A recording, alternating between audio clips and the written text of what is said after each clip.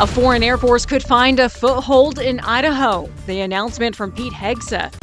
The warm and dry weather that we enjoyed all week is coming to an end. I'm tracking wet, windy, and much cooler weather all weekend long. And it's Friday night, and that means high school football. The highlights from the biggest matches across our region with the KREM 2 sports team.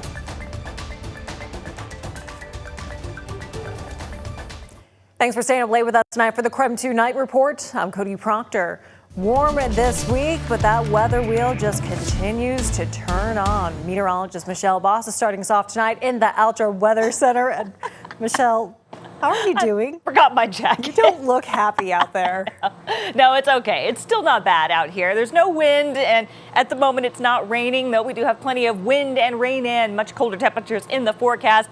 Taking a look around at temperatures at the 10 o'clock hour, we've got 55 in Spokane, which, by the way, is about as warm as it's going to be tomorrow afternoon once we start to see some of that wetter weather move in. But temperatures in the upper 40s in Ritzville, generally in the 40s and 50s elsewhere across the inland northwest. We did have a few showers today, some sprinkles this morning and a shower that passed through earlier this afternoon. Right now things are relatively quiet, but do expect to see more wet weather moving in. And you'll notice that highlighted area to the north. We are talking about the potential for some snow in the mountains of North Idaho and northeastern Washington. So just be ready for that if you were headed up in some of those higher elevation passes over the weekend. Rain moving in tonight. Otherwise not particularly chilly tomorrow morning, but not warm tomorrow afternoon or the subsequent afternoons. 56 for a high tomorrow, much colder than today. High not even to 50 on Sunday, and a high around 50 degrees with more wet weather Monday morning.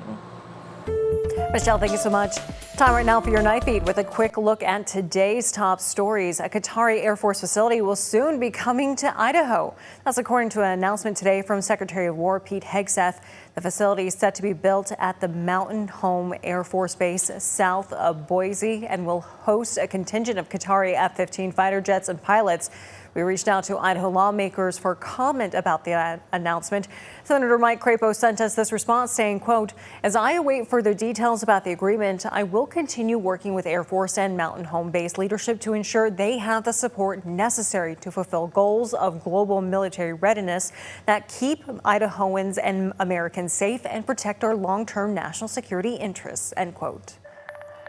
Washington State's agreed to change a recently passed law forcing clergy members to report abuse they may learn about through confession.